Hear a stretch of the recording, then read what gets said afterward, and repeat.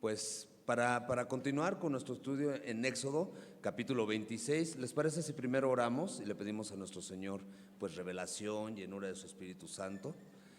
Hermoso Padre, nuevamente gracias porque nos has llamado a conocerte, nos has llamado a tener una relación individual, personal, estrecha contigo, nos has llamado a tener comunión con Cristo Jesús.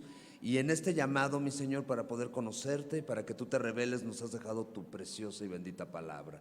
Papito, te rogamos ser llenos de tu Espíritu Santo para tener discernimiento en la palabra. Te rogamos ser llenos de tu Espíritu Santo para hacer a un lado cualquier distracción que haya. Y te suplicamos que nos enseñes, que nos redargullas, que nos corrijas, que nos instruyas en justicia, a fin de que todos y cada uno de nosotros, como tu iglesia, lleguemos a ser perfectos y estar enteramente preparados para toda buena obra, a fin de que cada uno de nosotros, como tus hijos, logremos ser imitadores tuyos y podamos andar en amor como hijos amados, mi Señor. Por favor, glorifícate sobre cada uno de nosotros y eso, concédenos la llenura de tu Espíritu Santo, Padre, te lo ruego, en el precioso y bendito nombre de nuestro gran Dios y Salvador Cristo Jesús. Amén. Ok, Éxodo capítulo 26. Es interesante en qué momento del Éxodo estamos.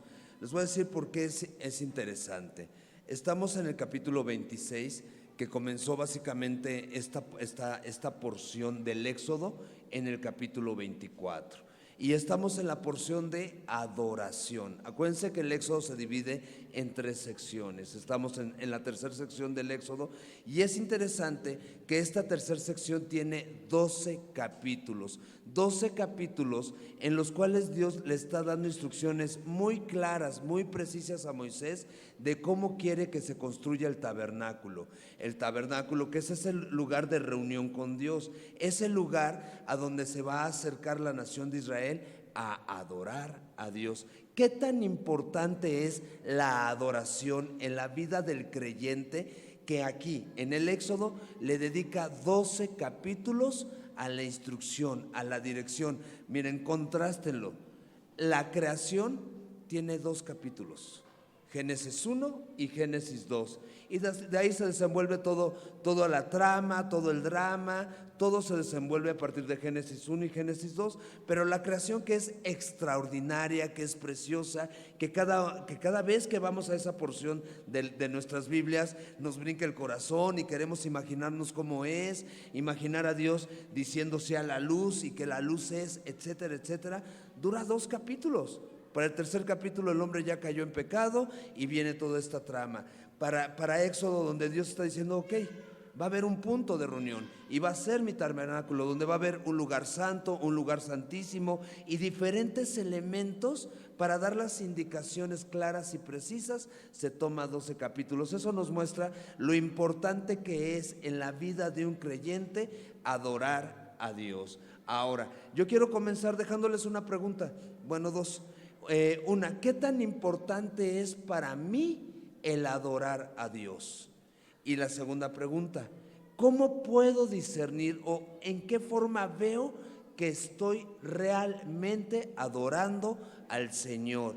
Porque el Señor Jesús dijo, ¿no? La hora es y la hora viene, que ¿quién es? Que los verdaderos adoradores adorarán en espíritu y en verdad. ¿Qué significa adorar en espíritu y en verdad?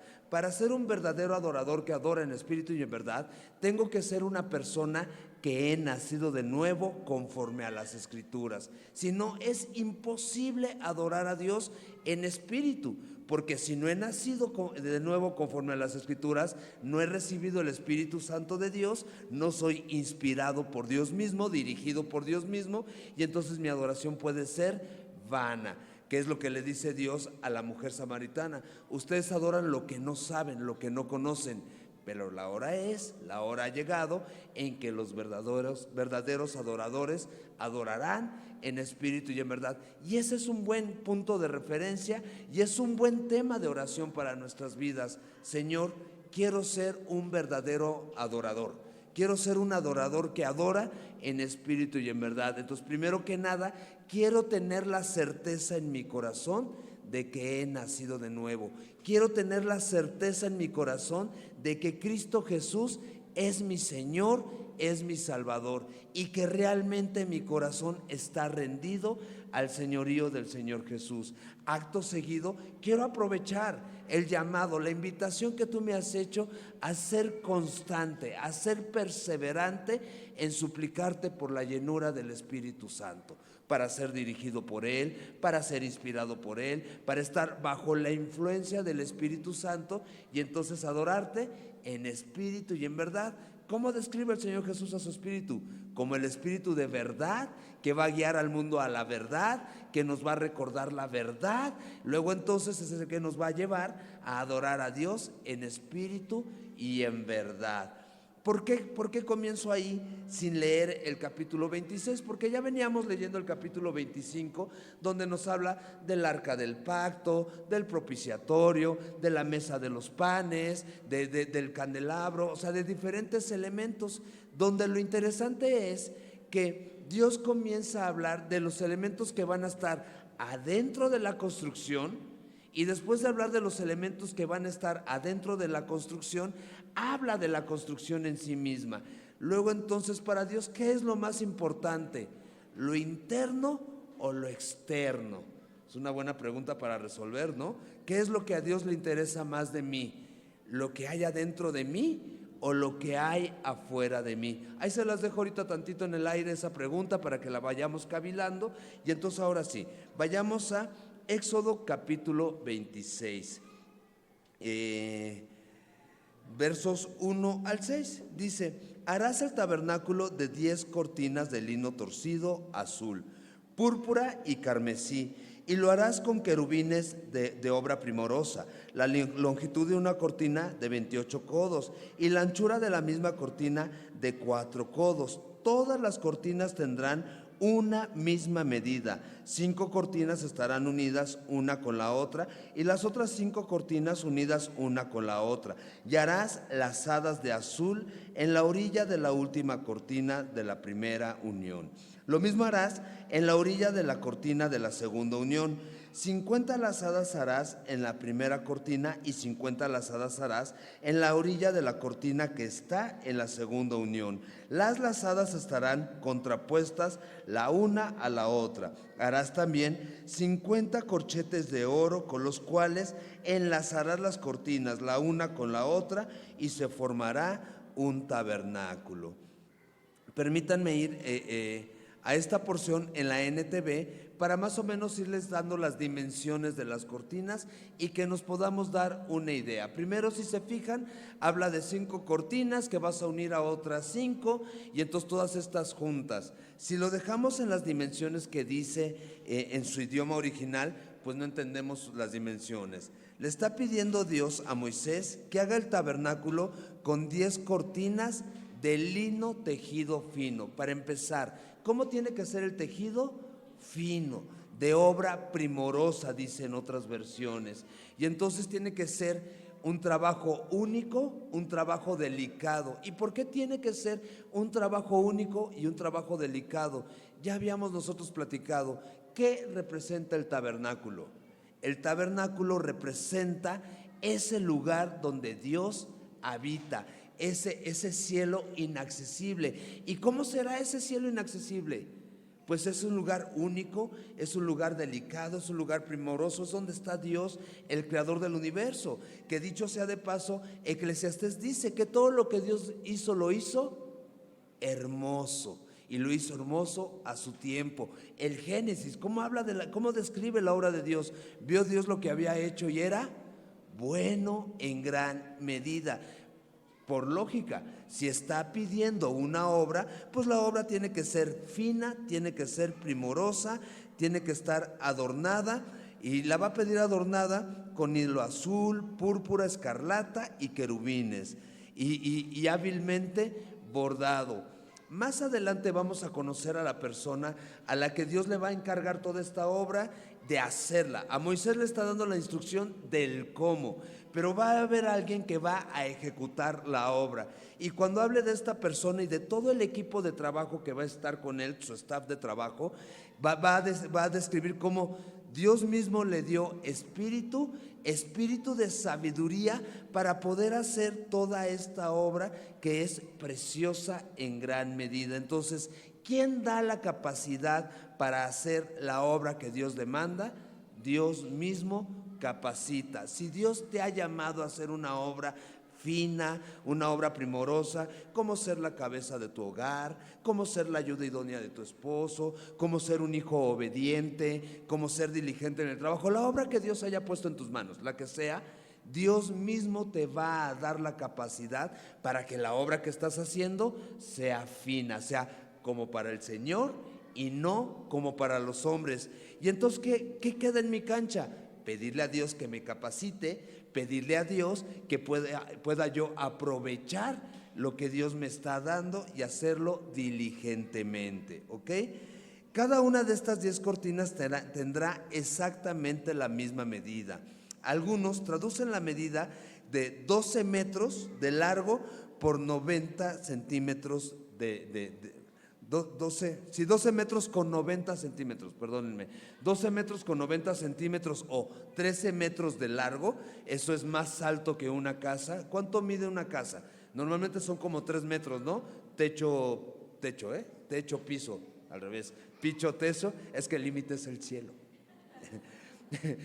Del techo al piso, del piso al techo, son más o menos 3 metros. ¿De cuántas casas estamos hablando?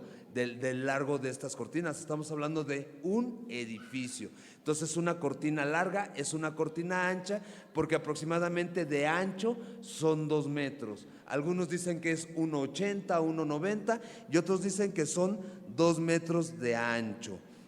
Ok, ahora hay que juntar 5 de estas cortinas para que 5 juntas formen un solo lienzo. Ya que tenemos 5 cortinas juntas, vamos a tener que juntar otras 5. Vamos, yo y cuántos más que Mosavi.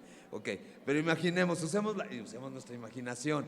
O sea, ya que tenía Moisés 5 cortinas junto con los que le estaban haciendo, iban a tener que hacer otras 5 iguales y las iban a tener que unir. Si se fijan, habla de que se le tenían que poner ojales de oro para unirlas con unos anillos de oro. Y la pregunta es, bueno, pues si ya en estas estamos, ¿por qué no hacerlas todas de una sola pieza? No tenemos que perder de vista que el tabernáculo es una casa de campaña, y una casa de campaña está pensada para ser portátil. Y todos dicen, ajá, bien portátil, 12 por 2, o sea, una sola cortina es un chorro. O sea, el trabajo que nos cuesta quitar el mantelito de cuadros del picnic. O sea, es más, hasta nos da flojera llevarlo. Ay, nos sentamos en el pasto, pero pica, pues ya que pique, ¿no? Ya andamos sentándonos en el suéter, en la bolsa de plástico y así. Aquí estamos hablando, o sea, traten de multiplicar, ahí traten. Pues sí, o sea, ¿qué dimensiones estamos hablando? ¿De cuánta tela estamos hablando? ¿De cuánto trabajo estamos hablando? Ahora, acuérdense que en un futuro Dios va a establecer a los levitas como aquellos que van a tener el servicio del templo, y ellos van a ser los encargados de desmontarlo, de doblar, de almacenar y de transportar. ¿Cómo lo van a transportar? Pues igualmente que el arca del pacto y que la mesa de los panes de la proposición, va a haber anillos de oro donde van a meter unas varas de madera de acacia forradas de oro, y con eso van a poder cargar todo esto. ¿Qué trajín? O sea, la verdad, echen a volar su imaginación. ¿Qué trajín? Estamos hablando que la nación de Israel para este momento histórico es aproximadamente una nación de más o menos 1,000,000 de personas, más o menos 1,000,000 de personas, las que están siendo coordinadas básicamente por un solo hombre, por Moisés. Ya para este momento vimos que Moisés, por consejo de Yetro, ya puso jueces y ya delegó la chamba, pero el que está haciendo de cabeza de la nación es Moisés, dirigido por Dios. Ahora, coordina 1,000,000 de personas para que cada quien recoja su plato, su vaso, su tenedor y su cuchara. O sea, eso ya es una chambita. Bueno, hay que recoger animales, hay que arrear animales, hay que recoger los demás utensilios y enseres que cada familia ocupa. Además, hay que recoger a los hijos. a los chiquitos, a los medianos y a los grandes, y ya ven que son bien apurados. Vámonos, hijos, sí, ok. Además hay que apurar al Señor, ya saben lo que se le ocurre al Señor antes de salir de casa. Ya nos vamos, ¡ay! Paso rápido, ya saben a dónde y no me tardo, y ya saben ese no me tardo. Bueno, entonces todo lo que implica mover a una gran nación ahora, lo que implica también tener la responsabilidad de transportar con ellos el lugar donde Dios constantemente se va a estar revelando, y es un lugar que Él está pidiendo que la edificación de este lugar sea fino, primorosa, obra preciosa. Y así de fino, de primoroso y de precioso tiene que ser el cuidado para montar y desmontar, para transportar, para cuidar. Entonces sí es una tarea que hace ruido en donde están. O sea, es imposible que la nación de Israel, donde Dios los lleve a acampar, no genere ruido y no genere expectativa. Ya llegaron estos, es una multitud, y ya llegaron con su templo, con su tabernáculo, y miren, están sacando cada una de las telas, las están organizando y están viendo que mache una con la otra, y ya las están subiendo y las están acomodando, y traen varas de oro y anillos de oro. O sea, obviamente las naciones alrededor están expectantes por lo que está pasando. ¿Qué quiere Dios? ¿Quiere Dios que los vean como una nación estrafalaria? ¿Quiere Dios que los vean como una nación extravagante y un Dios más igual de estrafalario y extravagante que los demás? No.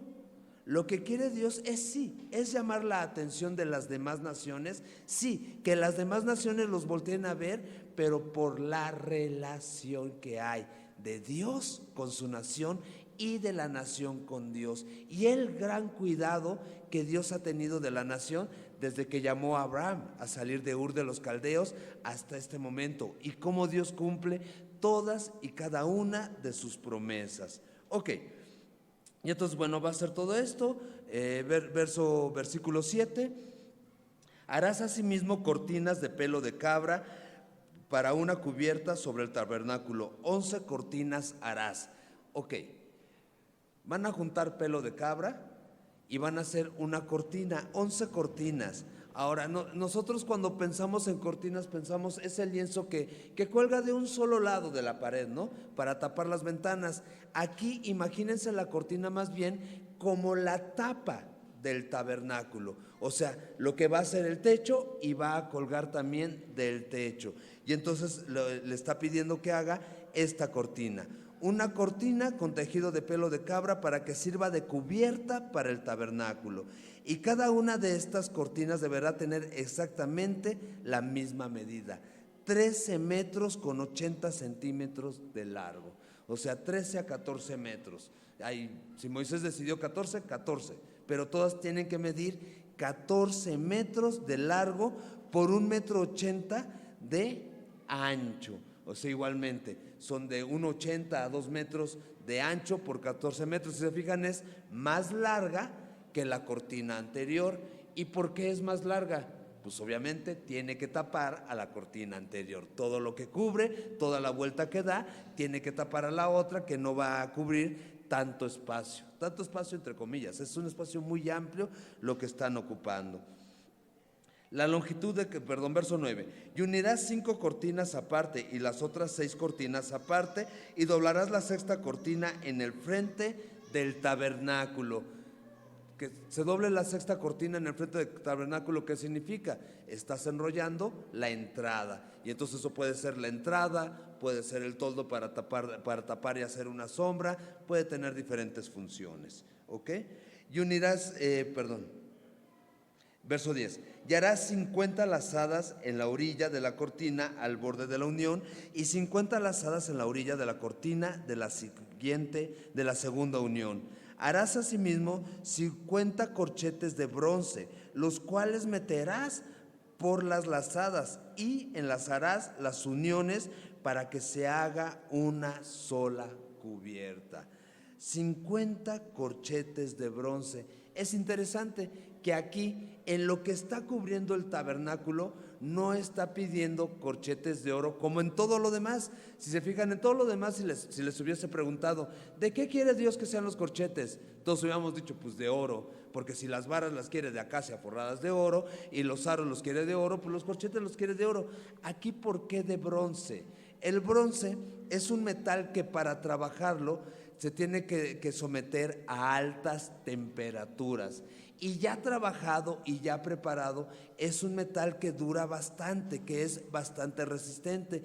Y entonces el bronce habla de la aflicción, pero habla de perseverar a través de la prueba y de la aflicción. ¿El carácter de quién está reflejando esta cubierta?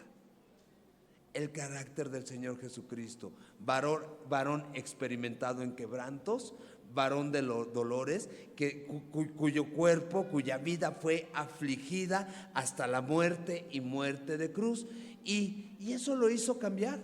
No, por el contrario, lo exaltó, lo elevó, lo purificó. Y entonces Él es el ejemplo a seguir. Una vida que va de prueba en prueba, de victoria en victoria, hasta que la gloria de Dios sea reflejada a través de nosotros. Eso representa. Está increíble, porque el Señor Jesús les dice a los fariseos, ustedes leyeron que en las Escrituras, y ustedes dicen que en las Escrituras encuentran toda la verdad, en la ley y en los profetas que dan testimonio de la verdad. Y Él dice, ok, léanlas, pero lean bien y observen bien, porque toda la Escritura da testimonio de mí. Y fíjense cómo en unas lazadas de bronce podemos llegar a la persona del Señor Jesucristo. Es maravilloso. La verdad es que cuando pasamos por esa porción de todas las Escrituras dan testimonio de Cristo Jesús, muchas veces decimos que sí porque le creemos, nada más. Pero siendo sinceros, quién sabe si me lo encuentre, si estoy leyendo el libro de Ruth, el libro de Esther, o si estoy leyendo precisamente el tabernáculo. O sea, ¿cómo me lo voy a encontrar ahí? Y miren, ya estamos hablando de él, así, casual, dirían por ahí. Toda la Escritura da testimonio de Cristo Jesús, da testimonio de su carácter, de la obra que Él vino a hacer y del amor que Dios nos muestra a través de su unigénito amado. Porque si algo tenemos que tener bien claro, hablando de aflicción y de quebranto, es que esa aflicción y ese quebranto es el pago por nuestros delitos y por nuestros pecados. Y Romanos 5:8 dice, mas Dios muestra su amor para con nosotros en que siendo aún pecadores, Cristo Jesús vino y murió por nosotros. Cristo Jesús vino, se afligió, se quebrantó, dio su vida, porque nadie se la quitó, dio su vida por nosotros, el justo por los injustos, para llevarnos con Dios, siendo la verdad muerto en la carne, pero vivificado en el Espíritu. Ok, sigamos adelante. Y la parte que sobra en las cortinas de la tienda, la mitad de la cortina que sobra, colgará a espaldas del tabernáculo, y un codo de un lado y otro codo del otro, que sobra a lo largo de las cortinas de la tienda, colgará sobre los lados del tabernáculo, a un lado y a otro, para cubrirlo. Harás también a la tienda una cubierta de pieles de carnero teñidas de rojo, y una cubierta de pieles de tejones encima. Para empezar, ¿por qué las cubiertas de pieles?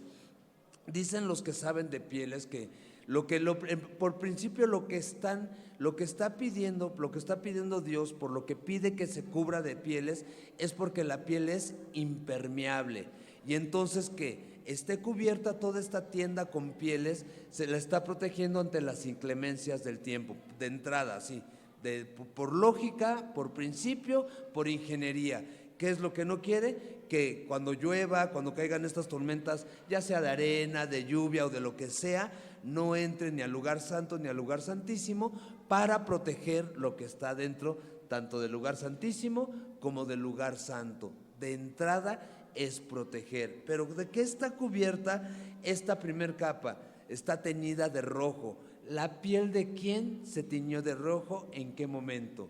Por la piel del Señor Jesucristo, que fue amortajada, literal, dice cordero inmolado en la cruz del Calvario.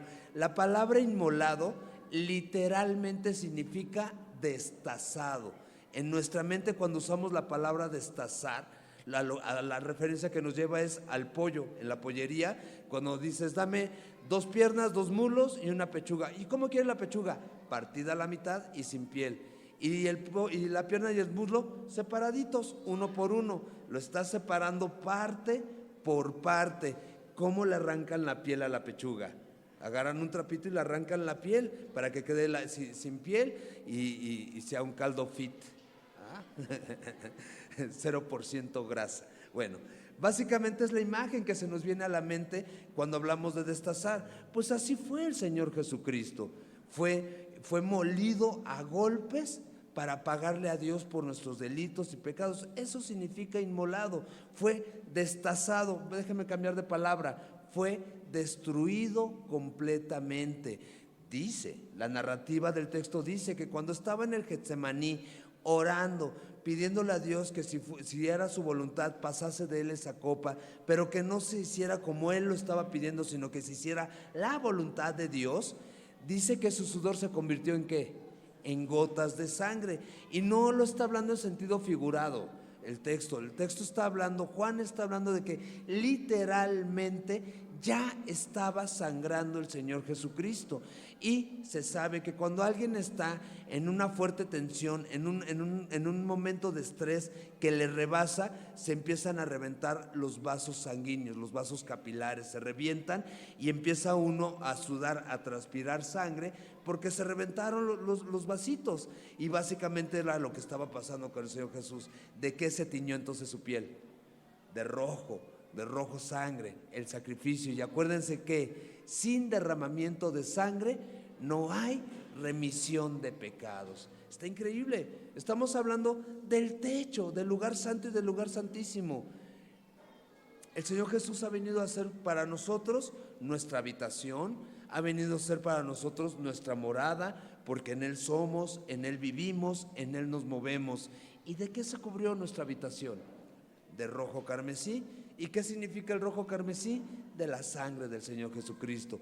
El precio que se pagó para que hoy podamos estar aquí reunidos, adorando a nuestro Dios, a nuestro Padre Celestial, es el derramamiento de toda la sangre del unigénito amado de Dios, la sangre de Cristo Jesús rumbo a la cruz. Y en la cruz, porque se acuerdan que al final en la cruz fue atravesado su costado por una lanza. ¿Y qué se derramó? Agua y sangre. Toda la sangre derramada al pie del madero, sangre de un nuevo pacto, ¿ok? Teñidos de rojo y cubrirás de pieles de tejones encima. Aquí todo el mundo nos preguntamos, ¿de tejones? El tejón es un animal chiquito, bueno, sus propiedades tendrá la piel. La verdad es que lo único que sabemos es que es una piel rugosa, es una piel fuerte, es una piel resistente. Pieles de tejones encima. Verso 15, y harás para el tabernáculo tablas de madera de acacia que estén derechas. La longitud de cada tabla será de 10 codos y de codo y medio la anchura. Ok, le está pidiendo que haga tablas. Ahorita les digo la longitud de cada una de las tablas. Dice, para el armazón del tabernáculo construye soportes de madera de acacia. Cada soporte deberá medir 4 metros con 60 centímetros de largo, o sea, casi 5 metros de alto, por 69 centímetros de ancho, y tendrán 2 estacas debajo de cada soporte. Todos los soportes tienen que ser idénticos, ¿ok? Verso 18, harás pues las tablas del tabernáculo, 20 tablas al lado del mediodía al sur. Y harás 40 bases de plata debajo de las 20 tablas, 2 basas debajo de una tabla para sus 2 espigas y 2 basas debajo de otra tabla para sus 2 espigas. Y al otro lado del tabernáculo, al lado del norte, 20 tablas. Y sus 40 basas de plata, 2 basas debajo de una tabla y 2 basas debajo de otra tabla. Y para el lado posterior del tabernáculo, al occidente, harás 6 tablas. Harás además 2 tablas para las 2 esquinas del tabernáculo en los 2 ángulos posteriores, las cuales se unirán desde abajo y asimismo se juntarán por su alto con un gozné. Así será con las otras 2 tablas, serán para las 2 esquinas. Déjenme leerles en NTV el verso 24 porque si no los voy a perder con las indicaciones. De por sí, es como si a todos nos estuvieran poniendo un plano arquitectónico con los diferentes materiales que se usan, con la resistencia de cada material y cómo se va a instalar. Si no podemos con el manual para la mesa prefabricada que pedimos en una tienda online, imagínense si vamos a poder construir un tabernáculo. Es indescifrable para nosotros. Entonces dice el verso 24 en NTV: haz travesaños de madera de acacia para unir los soportes, 5 travesaños para el lado del norte del tabernáculo y 5 para el lado del sur. Prepara también 5 travesaños para la parte posterior del tabernáculo que dará al occidente. El travesaño central, sujetado a la mitad de la altura de los soportes, pasará de un extremo del tabernáculo al otro. Recubre de oro los soportes y haz anillos de oro para sostener los travesaños. También recubre de oro los travesaños. O sea, nada más para que se imaginen, estamos hablando de las paredes. Estos travesaños son las paredes y van a ser paredes de madera. Al final, ¿de qué pide que sean cubiertas estas paredes? De oro puro, de oro finísimo. Ok, imagínense estar encerrados en un cuarto con 4 paredes de oro y que la única luz que está dentro se emana de un candelabro, ¿se acuerdan? De 33 kilos de oro. O sea, ¿se imaginan? Híjole, el lugar. O sea, es algo maravilloso, es algo increíble, pulido, limpio, cómo refleja la luz, los colores que se reflejan, porque el oro no es un espejo normal como lo conocemos, sino tiene sus propias propiedades, su propia forma de reflejar la luz, de refractar la luz, dirían los físicos. Imagínense estar en un lugar así. Lo que Dios está pidiendo es algo carísimo, suntuosísimo, preciosísimo. ¿Qué refleja esto? Pues básicamente la gloria de Dios.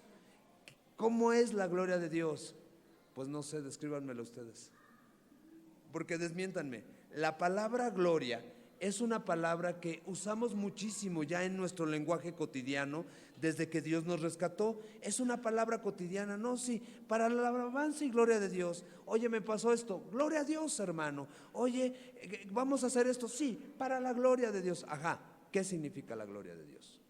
Son de esas palabras que sí o no, aquí adentro en el corazón tienen mucho significado.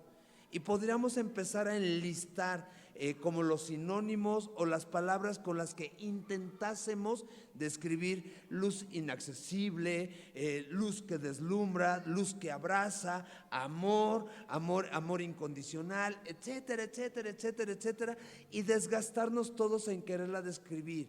Pero al final no la vamos a poder conceptualizar. ¿Por qué? Porque gloria está hablando de reflejar el carácter de Dios, la excelencia de Dios, la magnificencia de Dios, y es indescriptible, básicamente. Entonces me gusta que la palabra gloria no podemos definirla, no podemos conceptualizarla, porque a nuestro Dios tampoco lo podemos definir, a nuestro Dios tampoco lo podemos conceptualizar. Y como ese cuarto que les pedí que se imaginaran, todo lleno de oro, donde hay luz adentro que se emana de un candelabro de oro, que entonces es indescriptible para nosotros, pues así es Dios, indescriptible.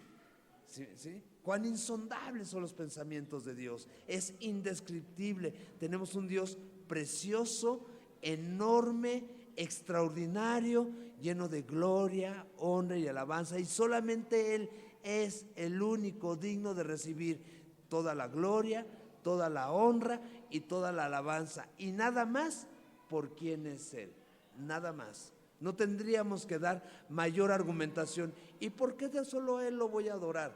Nada más por quién es Él. Él es el Señor, Dios creador del universo, de los cielos, de la tierra y de las estrellas. Nadie más ha creado el universo, nadie más ha creado el sol. Es más, ¿qué tan grande es Dios? ¿Qué tan precioso es Dios?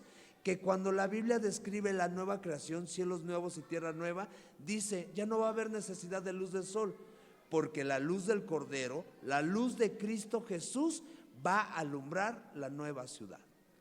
O sea, una luz superior a la luz misma del sol. ¿Qué le pasó a Saulo de Tarso? Iba camino de Damasco y al mediodía se le presenta el Señor Jesús como una luz cegadora y cae rendido, ciego. Esa luz que se le presentó no era la luz del sol, era Jesucristo. Pues él le dice, ¿quién eres? Y le dice, yo soy Jesús a quien tú persigues. Entonces fue el Señor Jesús con su gloria, con su excelencia, opacando la luz del sol, eclipsando la luz del sol y cegando a Pablo. Pablo venía caminando debajo de la luz del sol y no había caído ciego y no había recibido un golpe de calor, sino es hasta que se le presenta el Señor Jesús que pierde la vista, que es cegado por esa luz que es superior a la luz del sol. ¿Sí me doy a entender? Y entonces estamos delante de nuestro Dios que es extraordinario. ¿Lo adoras? ¿Cómo lo adoras? ¿Me explico? Porque estamos en la línea de arranque, por decirlo así, de 12 capítulos donde va a dar instrucciones muy claras enfocadas en el tabernáculo, donde Dios está enfocado en la adoración. ¿Sabes para qué fuimos creados? El propósito por el cual Dios creó al hombre, además de para tener una relación personal con nosotros, además de que podamos disfrutar de Él y de todos y cada uno de sus rasgos de carácter, de su forma de ser, y de su amor, de su fidelidad, etcétera. Además de todo eso, fuimos creados para adorar a Dios. Ese es el propósito por el cual fuimos creados. Ahora, les dije, no es necesaria la argumentación, pero déjenme argumentarles tantito. ¿Por qué he de adorar a Dios?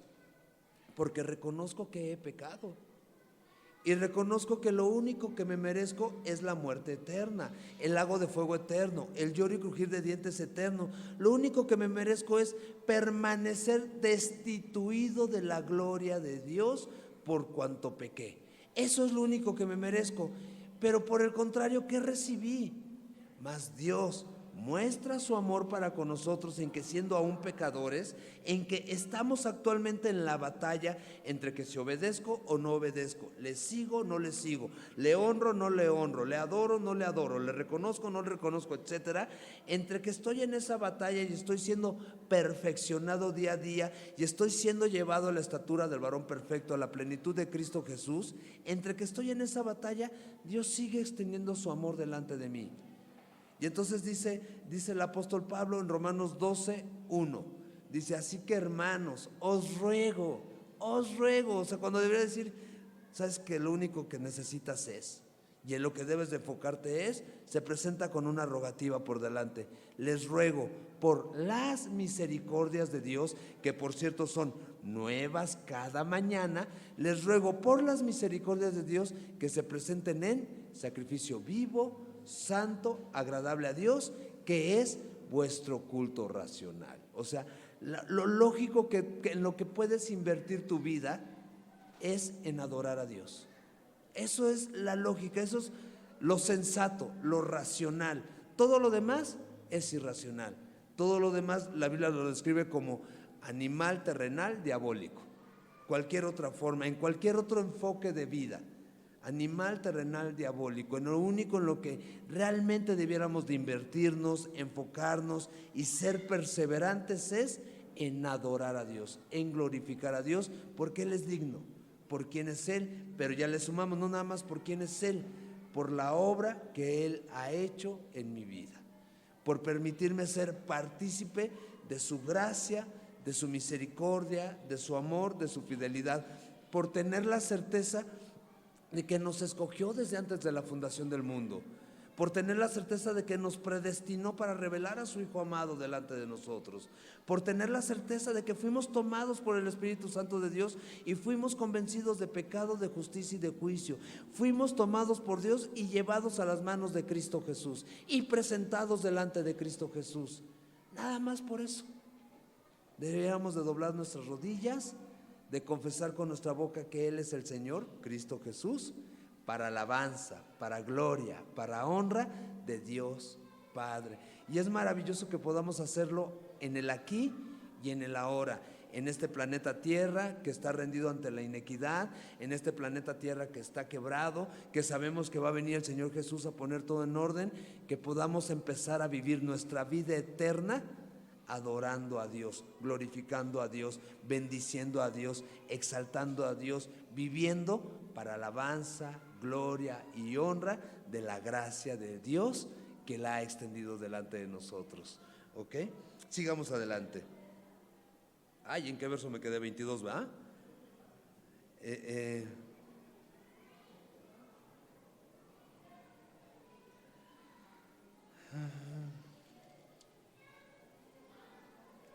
28, sí. Sí, verso 28. 22 y sí, 28. Perdonen. No, 24. Ustedes me quieren confundir y saben que lo van a lograr.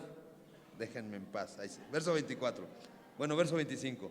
Dice: de suerte que serán 8 tablas con las basas de plata, 16 basas con dos basas debajo de una tabla y 2 basas debajo de otra tabla. Harás también 5 barras de madera de acacia para las tablas de un lado del tabernáculo, y 5 barras para las tablas del otro lado del tabernáculo, y 5 barras para las tablas del lado posterior del tabernáculo al occidente. Y la barra de en medio pasará por en medio de las tablas de un extremo al otro, y cubrirás de oro las tablas, y harás sus anillos de oro para meter por ellos las barras. También cubrirás de oro las barras.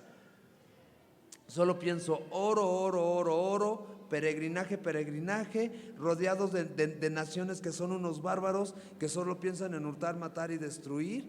Híjole, o sea, son un blanco en su peregrinaje. Porque obviamente las naciones, todos los jerjeseos, jebuseos y todos estos feos que están viviendo alrededor de la nación de Israel, ¿a qué se dedicaban? Eran forajidos y se dedicaban a conquistar otras naciones, y estos van a ir cargando en todo su peregrinaje unas tablas de medidas extraordinarias bañadas en oro, y las maderas con las que van a cargar esas maderas bañadas en oro, y los aros por donde van a atravesar esas maderas con las que van a cargar la demás madera bañadas en oro. ¿No los van a voltear a ver? Si uno que no se dedica a eso, está uno en el súper y de repente voltea a ver los cuellos y dice uno: ay, hijo mano. O voltea a ver la mano y dice uno: ay, ¿no? O sea, uno se percata cuando la gente anda alajada y presumiendo. Bueno, las personas de color, estos que son exitosos en el deporte, ahí van el que recibe el pase del quarterback y brinca por el balón, y en vez de que veamos la jugada, vemos cómo le vuela su cadenota de oro. Y dice uno: ¿cómo no se le rompe ahí ¿sí me explico? O sea, llama la atención. Y aquí estamos hablando de medidas extraordinarias de oro. Y solo es un reflejo del reino de los cielos. Solo es, en palabras de la carta a los Hebreos, como una caricatura de lo que es el reino de los cielos. En el Apocalipsis narra que las calles van a ser de oro, y que las entradas a la ciudad van a ser de perla, y que el mar ya no va a ser como le conocemos, sino un mar de cristal. Pero vuelvo, el Cordero va a estar ahí, y la luz del Cordero es la que va a alumbrar. ¿Qué importa, el oro o quién va a estar ahí?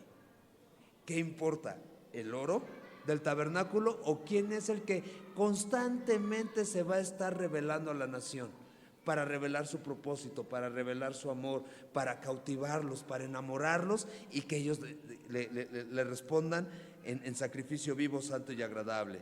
Bueno, verso 30. Y alzarás el tabernáculo conforme al modelo que te fue mostrado en el monte. Y cada vez que aparece esta frase: y harás esto conforme al modelo que te fue mostrado, ya sea en el monte o en el lugar donde me reuní contigo, que es también una frase constante con Moisés, es maravilloso. Y deténganse a suspirar, porque está hablando de que Moisés tuvo revelación de Dios, como haya sido, ya sea que entró a esa oscuridad, ¿se acuerdan? A la nube espesa y oscura, se atrevió. ¿Y qué nos muestra? Esa relación que Dios tiene tan personal, tan íntima con aquellos a quienes Dios ha escogido. Pero la Biblia no se cansa de decir que nosotros ocupamos el mismo lugar, que no hay diferencia. De Juan el Bautista dice que Juan, dentro de los profetas, es el mayor. No va a haber otro profeta mayor a Juan el Bautista nacido de mujer. Pero dice que el más pequeño de los hijos de Dios en el reino de los cielos es mayor a Juan el Bautista. Y cualquiera de nosotros podemos decir, no le llegamos ni a los talones. O sea, no tenemos el valor para predicar como él predicaba. O sea, ¿qué tal? La gente saliendo al Jordán a bautizarse y él, generación de víboras, así los recibía. ¿Qué onda? Enrédate. Generación de víboras. ¿Quién les enseñó a huir de la ira venidera? Pero pásenle, y los bautizaba y predicaba. Le predicaba al rey en turno y le decía, no es lícito lo que tú estás haciendo. Tienes por mujer a la mujer de tu hermano. Y le costó la vida, lo decapitaron. Y nosotros, o sea, empezamos a hablar en un punto de reunión, empezamos a hablar de Dios y empezamos a ver las miradas y nos empezamos a hacer chiquitos. Vemos una oportunidad de oración y sí voy, ahorita, ahorita oro por ella, oro por él, ¿sí? O sea, nos cuesta trabajo. Y dice que nosotros que somos hijos de Dios, porque Juan 1:12, mas a todos los que le recibieron, a los que creen en su nombre, les dio potestad de ser hechos hijos de Dios, nos ha hecho mayores a Juan el Bautista. ¿Me explico? O sea, que lugares de privilegio. Ok. También harás un velo azul, púrpura, carmesí y lino torcido será hecho de obra primorosa con querubines, y lo pondrás sobre 4 columnas. Si van tomando notas como que describan el tabernáculo, la primera palabra que apareció fue fino, la segunda palabra que apareció fue primoroso, y vayan tomando como todos estos adjetivos. Y lo pondrás sobre 4 columnas de madera de acacia cubiertas de oro, sus capiteles de oro sobre basas de plata, y pondrás el velo debajo de los corchetes, y meterás allí del velo adentro el arca del testimonio, y aquel velo os hará separación entre el lugar santo y el lugar santísimo. Pondrás el propiciatorio sobre el arca del testimonio en el lugar santísimo, y pondrás la mesa fuera del velo y el candelero enfrente de la mesa al lado sur del tabernáculo, y pondrás la mesa al lado norte. Aquí ya hizo una transición, ya le dijo de qué van a ser los materiales, cómo va a ser edificado, y entonces la transición que hace es, ok, y vas a dividir este rectángulo, lo vas a dividir en 2. Una porción va a ser para el lugar santísimo. ¿Qué va a estar en el lugar santísimo? El arca del pacto. ¿Qué va a contener el arca de pacto? Lo vamos a ver más adelante. Va a contener una porción del maná que Dios les proveyó en el desierto, las tablas de la ley y la vara de Aarón. Pero además le dice, y vas a poner el propiciatorio sobre el arca del testimonio. Acuérdense que el propiciatorio es como esta tapa que cubre esta caja. Y entonces es Dios diciéndole que no se te olvide taparla. Ay, te encargo. O sea, lo acomodarás bien en el lugar santísimo.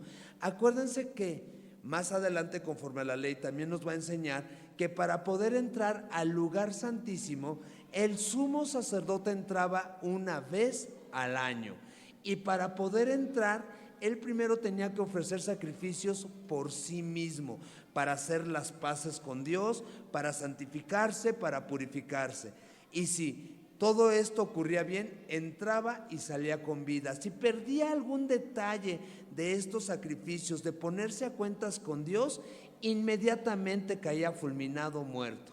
Ok, ahora, ¿para qué entraba? Entraba para recibir la revelación de Dios, para recibir la palabra de Dios que él mismo le iba a llevar al pueblo. Y entonces, para que él entrara, también tenía que ofrecer sacrificios por el pueblo, por la nación. Esto una vez al año. La cortina que está hablando, que divide el lugar santo del lugar santísimo, es una cortina enorme, pesadísima, gruesísima. Narran los comentaristas que esa cortina era imposible de romper, de jalar, aún amarrándola a caballos, por cómo había sido confeccionada, por cómo estaba colgada, por su peso, por su espesor. Esa cortina, ese velo que divide un lugar del otro, fue rasgado, ¿se acuerdan? Primero, ¿se acuerdan cómo fue rasgado? Fue rasgado de arriba a abajo. ¿En qué momento? En el momento en que el Señor Jesús en la cruz del Calvario le dijo a Dios Padre: consumado es. Consumado es significa pagado por completo. En el momento en que el Señor Jesús liquidó la deuda de la humanidad, inmediatamente después, ¿qué dijo? Papá, en tus manos encomiendo mi espíritu, y expiró. En ese momento el velo se rasgó de arriba a abajo. ¿Qué significa? Que el velo de separación que había entre Dios y nosotros fue rasgado, y que ya no hay nada que nos impida entrar a la preciosa y bendita presencia de Dios. Por eso Hebreos dice: acércate pues confiadamente al trono de la gracia, para que alcances misericordia y halles gracia para el oportuno socorro, sin perder de vista que tienes un sumo sacerdote, que fue el que traspasó el velo, por quien se rasgó, que fue tentado en todo conforme a tu semejanza, pero que fue hallado sin pecado. Gracias a la obra de Cristo Jesús, ahora tenemos libre acceso a Dios, para exponernos, para rendirnos, para clamar, para conocerle, para escucharle, para disfrutar de Él.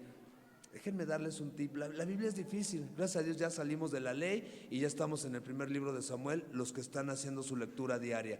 Y es padre entrar al primer libro de Samuel. Y si están viendo El Trono de David, la serie, están ahí como que tratando de machar los capítulos y los personajes. Y está interesante. El punto es, de repente es muy difícil y es muy frustrante leer la Biblia.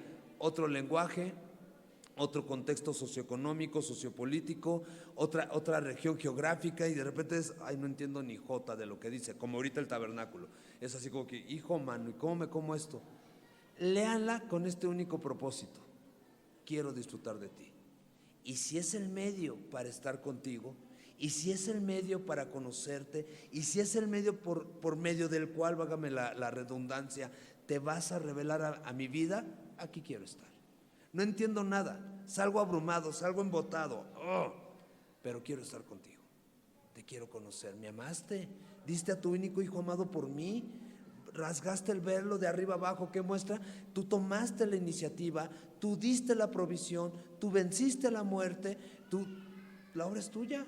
O sea, no me puedo jactar de nada más que aprovechar la oportunidad de pasar por ese velo y entrar libremente al trono de gracia para alcanzar misericordia y hallar gracia para el oportuno socorro.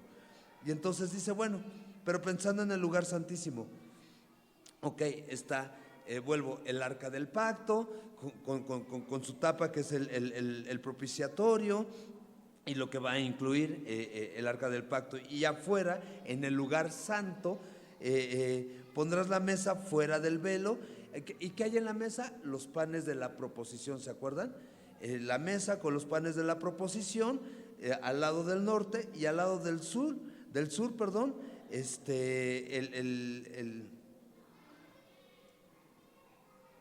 el candelero de oro, alumbrando.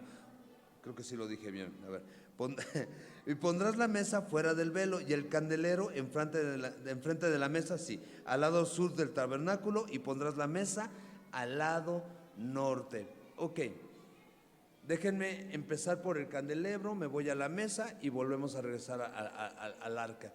¿De qué habla el candelabro? Habla de luz. ¿Y qué habla luz? Pues habla de la presencia de Dios en nuestras vidas, la presencia de su palabra y su consejo alumbrando nuestro camino. ¿Qué dice el Salmo 119? ¿Con qué librará el joven su camino? Con guardar tu palabra. Y luego, ¿qué dice? Lámpara es a mis pies tu palabra. Y entonces la palabra de Dios es lámpara, es luz que alumbra. Ahora, esta luz no queda nada más en alumbrar el camino. Dios quiere verdaderos adoradores, que lo adoren en espíritu y en verdad. ¿Con qué? Con toda su mente, con toda su alma, con todas sus fuerzas, con todo su entendimiento. Y entonces habla de esta preciosa y bendita palabra que nos puede llevar a adorar a Dios con nuestra mente. La alabanza a Dios, la adoración a Dios no es ciega, no es a tientas, no es porque los demás lo hacen, yo lo voy a hacer. Todos tenemos el llamado de parte de Dios de venir a escudriñar las Escrituras. Y escudriñando las Escrituras, conocerle. Y conociéndole, vamos a saber qué cosas le gustan y qué cosas no. Si nos vamos hasta el libro de los Hechos, hay unos cuantos que son los de Berea. Los de Berea recibían el testimonio de parte de Pablo y decían, ok, está chido. Se iban a sus casas, escudriñaban las Escrituras para ver si era verdad lo que Pablo les estaban enseñando. Y entonces, ¿qué buscaban ellos? Adorar a Dios con toda su mente, con todo su entendimiento, no a ciegas, no porque todos caminaban ese camino, ellos iban a caminar ese camino, sino que ellos estaban discerniendo lo que se les estaba enseñando. Y eso significa para nosotros el candelebro, adorar a Dios con toda mi mente. Reitero, no es una alabanza, no es una adoración a ciegas, sino es entendida. Por eso comencé diciéndoles, Dios no necesita argumentos, pero permítanme argumentarles tantito. Y les argumenté su sacrificio por nosotros en la cruz del Calvario. Y entonces, como lógica, yo quiero corresponder. ¿Qué dice el apóstol Juan? ¿En qué consiste el amor? No en que nosotros hayamos amado a Dios, sino en que Dios nos amó a nosotros primero y dio a su Hijo por nosotros. Ahora, ¿qué hacemos nosotros? Respondemos a ese amor. ¿Y lo hacemos de forma inconsciente? No, lo hacemos consciente. Eso significa el amor ágape. Es un amor premeditado, es un amor consciente, es un amor sacrificial, porque sé que me va a costar. ¿Qué dijo el Señor Jesús? ¿Quieres venir en pos de mí? Sí, amén. Toma tu cruz cada día y sígueme, niégate a ti mismo. Y entonces hay que reflexionar en el costo que es seguir al Señor Jesucristo. Y entonces eso es el candelebro. De ahí me paso enfrente a la mesa donde están los panes. ¿Qué significa una mesa con panes? Comunión. Comunión con Dios. Primera de Corintios capítulo 1 versículo 9. Fiel es Dios que nos llamó a la comunión con su Hijo amado. ¿Y qué significa comunión? Términos sencillos, compañerismo. En ese compañerismo, ¿qué sucede? Si tengo compañerismo con Cristo Jesús, comienzo a tener en común todas las cosas con el Señor Jesucristo. ¿Y qué dice Efesios 5? Sed pues imitadores de Dios como hijos amados, y andar en amor, así como Jesús nos amó y se entregó a sí mismo por nosotros, ofrenda y sacrificio a Dios en olor fragante. En ese compañerismo, en esa comunión, vamos teniendo por prioridad lo que Él tiene por prioridad y vamos desechando lo que Él desecha. Compañerismo, comunión. ¿Se acuerdan? Hay una escena preciosa de compañerismo y de comunión, la última cena. ¿Y qué narra? Que les estaba dando de comer a cada uno de sus discípulos en la boca. ¿Cómo sabemos que a cada uno de sus discípulos? Porque cuando Él dice, el que come de mi mano, ese es el que me va a entregar, todos se sintieron aludidos. Todos dijeron, ¿seré yo? ¿O seré yo? ¿O seré yo? ¿Qué significa? Que todos tenían una relación estrecha y que a cada uno le había dado en su boca un bocado de pan. Compañerismo, comunión, a cada uno le lavó los pies. Juan capítulo 13.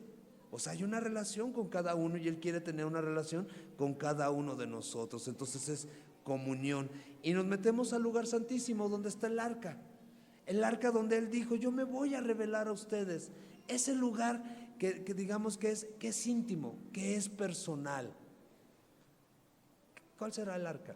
Sabemos que Cristo Jesús es el arca del pacto, pero ¿cuál será nuestro lugar santísimo? El corazón. Es en el corazón donde tomamos decisiones. ¿Qué dice el Señor Jesús? De la abundancia del corazón salen los malos pensamientos, salen las palabrotas, los adulterios, las fornicaciones, etcétera. De la abundancia del corazón. ¿Qué quiere Dios que abunda en nuestro corazón? Su preciosa y bendita palabra, para que entre nosotros hablemos con salmos, con himnos, con cánticos espirituales. ¿Qué le importa a Dios más? ¿Mi apariencia física? ¿Cómo me arreglo o mi corazón. Acompáñenme a Proverbios capítulo 23, por favor.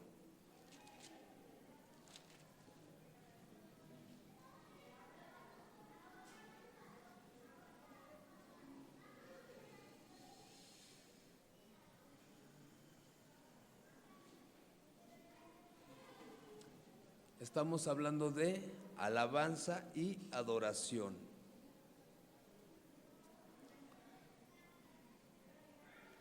Proverbios 23, verso 26. Miren la petición. Dice, dame, hijo mío. Donde dice hijo mío, ponle tu nombre. Ponle tu nombre, raya tu Biblia y ponle tu nombre. Se me vienen a la mente muchos nombres y apodos, entonces por eso me detuve. Ponle tu nombre. Dame, JJ, tu corazón. Ah, caray, suena diferente. Se dice uno, ay, hijo mano. Y se pone chinita la piel. Y puede uno responder, Señor, si soy honesto, ahora sí que como el Chavo del 8, moviendo un piecito. O sea, sí te lo quiero dar, pero si soy honesto, híjole, está gachito, está fellito, no es elegante. Tu candelebro es de oro, 33 kilos de oro. Todo el tabernáculo, todas las tablas están cubiertas de oro. Hasta los aros donde entran las varas para cargar están cubiertas de oro. Las cortinas son de lino fino, una obra fina. ¿Quieres mi corazón? Dame, hijo mío, tu corazón y miren tus ojos por mis caminos. Es ahí donde comienza nuestro culto de alabanza y adoración, dándole a Cristo Jesús nuestros corazones, respondiendo esa voz suave, cálida, preciosa. Dame, hijo mío, tu corazón. Y que tú le digas, sí, Señor, va, a una voz, tenga usted. Está gacho, está feo, pero ahí está. Dame, hijo mío, tu corazón y que tus ojos miren por mis caminos. La palabra caminos, ¿cómo se describió a sí mismo el Señor Jesús? Yo soy el camino, la verdad y la vida, y nadie llega al Padre si no es por mí. ¿Qué está diciendo el Padre? Dame tu corazón y fija tu mirada en Cristo.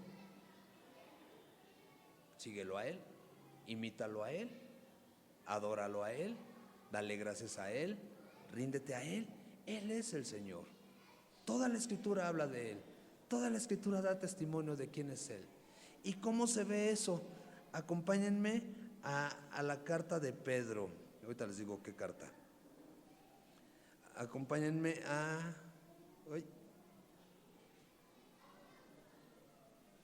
Primera de Pedro capítulo 3.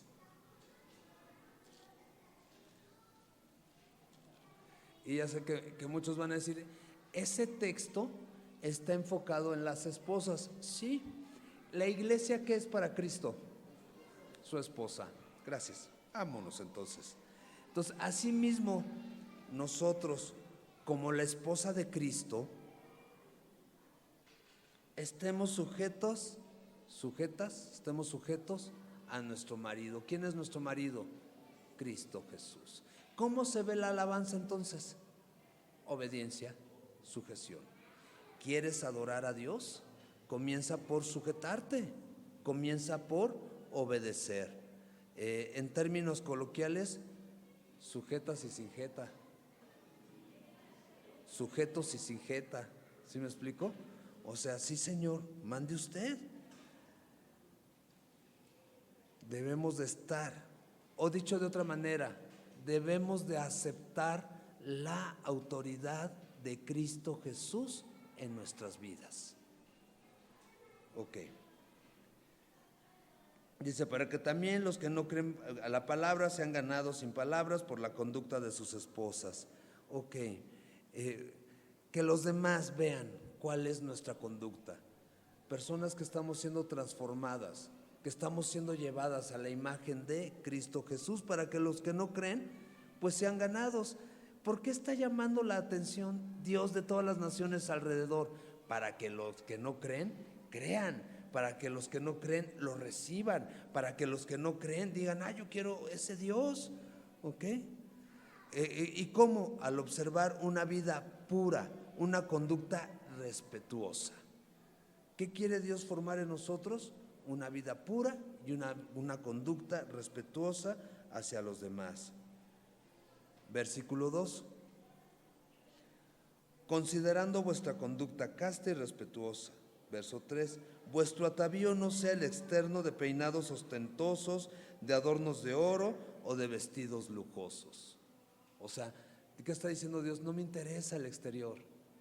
No estoy enfocado en el exterior, o sea, y sí, de la moda lo que te acomoda, pero no todo te acomoda, tampoco te engañes mucho, ¿ok?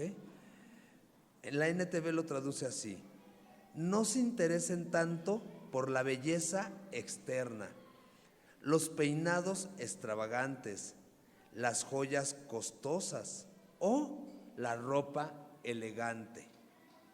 Verso 4. En cambio, vístanse con la belleza interior, la que no se desvanece, la belleza de un espíritu tierno y sereno. Reina Valera dice afable y apacible, que se traduce en manso y humilde de corazón. ¿Qué te dijo en Proverbios? Dame, hijo mío, tu corazón. Porque ahorita que estamos hablando de mansedumbre y humildad, podríamos decir, no, ni soy manso ni soy humilde. Ok, dame, hijo mío, tu corazón y yo te voy a dar uno nuevo: manso y humilde, tierno y afable, apacible, cálido, sereno, que es tan precioso ante los ojos de Dios, que es de grande estima ante los ojos de Dios. Porque así también se ataviaban en otro tiempo aquellas santas mujeres que esperaban en Dios, estando sujetas a sus maridos.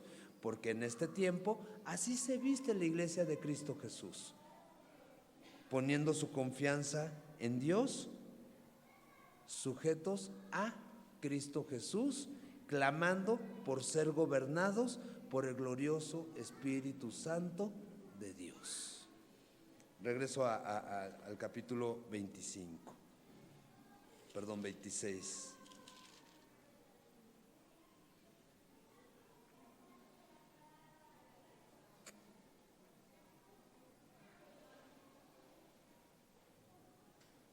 Y verso 36. Harás para la puerta del tabernáculo una cortina de azul púrpura, carmesí y lino torcido, obra de recamador. Y harás para la cortina 5 columnas de madera de acacia, las cuales cubrirás de oro con sus capiteles de oro, y fundirás 5 basas de bronce para ellas. Harás. Hacer. Los judíos le preguntaron al Señor Jesús, ¿cuál es la obra? Hablando de hacer. Y Él les dijo, la obra es que creas. O sea, es sencillo. O sea, ¿quieres que todo esto suceda y que se vea reflejado? Cree en Cristo Jesús. Ríndele tu corazón. ¿Qué dice Apocalipsis? Si escuchas hoy su voz, no endurezcas tu corazón. ¿Escuchaste que te dijo, dame tu corazón? Dáselo. Pero es que las arañas, no hay nada defendible en este mundo, nada. Ni tus amistades, es más, ni tu familia consanguínea. Perdónenme que me meta hasta allá. Pero no hay argumento que valga delante de Dios. ¿Tus vicios? ¿Tus faltas de carácter? O sea, ¿qué quieres conservar? ¿Tus problemas? ¿Tu estrés? ¿Una horrible expectación de juicio? No vale la pena. Dame, hijo mío, tu corazón. Acompáñenme a Filipenses capítulo 2.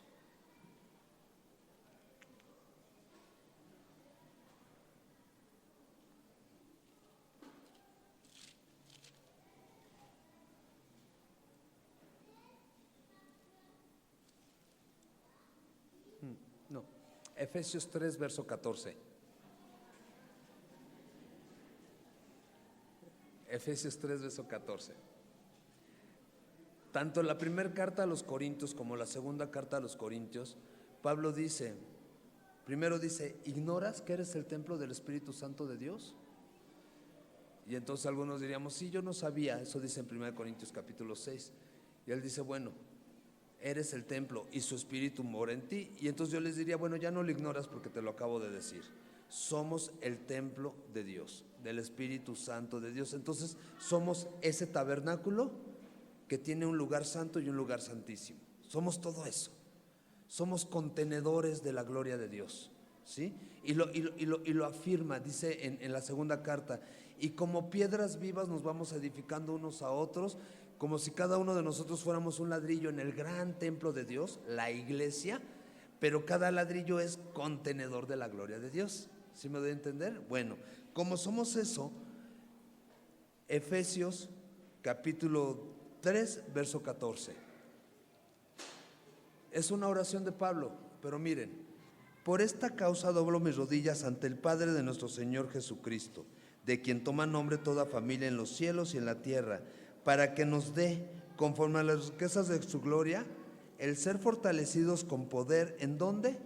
En el hombre interior, en el alma, en el espíritu, en lo profundo del corazón. ¿Para qué qué? ¿Por qué pedirle esto? ¿Por qué humillarme ante Dios y decirle, Dios, concédeme fortaleza? Dios, concédeme fortaleza en mi hombre interior. Verso 17. Con la finalidad de que habite Cristo por la fe en vuestros corazones. ¿Quién se revela en el lugar santísimo? Cristo Jesús. Para que el que se revela en esa arca del pacto more aquí adentro, en vuestros corazones, a fin de que, arraigados y cimentados en amor, seamos plenamente capaces de comprender con todos los santos cuál sea la anchura. Hablábamos de que las telas eran anchas. La longitud, hablábamos de que las telas eran altas. La profundidad y la altura. Y de conocer ¿qué? El amor de Cristo que excede a todo conocimiento. ¿Para qué? Para ser llenos de toda la plenitud de Dios. Para ser llenos de la gloria de Dios. La misma nube espesa que llenó ese tabernáculo, lo vamos a ver adelante. La misma nube espesa que llenó el templo de Salomón. La misma nube espesa que llenó el templo de Herodes. Para que esa gloria sea en nosotros.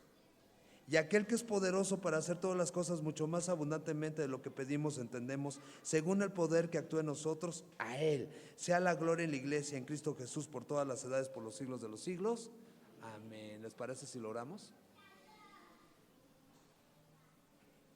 Hermosísimo Padre, gracias. Gracias porque sabemos que nos amas, tenemos la certeza de tu amor y de que fuimos escogidos desde antes de la fundación del mundo para ser hechos hijos tuyos y ser hechos conforme a la imagen de Cristo Jesús. Ahora venimos a humillarnos delante de ti, mi Señor, para suplicarte pues que nos llenes de tu Espíritu Santo, mi Señor, y que nos concedas el ser, por Él, el ser fortalecidos en nuestro hombre interior con poder. Lo único que queremos es que sea Cristo Jesús habitando en nosotros, morando en nuestro corazón, haciendo de nosotros su lugar santo, su lugar santísimo, o en palabras de Jesús, haciendo de nosotros su casa de oración, porque Él dijo, la casa de mi Padre será llamada casa de oración. Pues que sea el Señor Jesús haciendo de nosotros tu templo, tu hogar, tu lugar santísimo, tu casa de oración, mi Señor. Queremos ser arraigados en tu amor, ser cimentados, afirmados y perfeccionados en tu amor. Queremos degustar de tu amor lo ancho, lo largo, lo alto, lo profundo de tu amor, mi Señor. Y anhelamos ser llenos de toda tu gloria, mi Señor, y de toda tu plenitud, y que seas tú habitando en nosotros y que seas tú morando en nosotros, mi Señor. Y nos vuela la cabeza saber que tú respondes las oraciones mucho más abundantemente de lo que podamos pedir o entender. Haz tu obra en nosotros, Padre. Llénanos de tu Espíritu, llénanos de ti. Derrámate sobre nosotros, te lo ruego. En el nombre de Jesús, amén. Nos ponemos de pie para terminar adorando a nuestro Señor.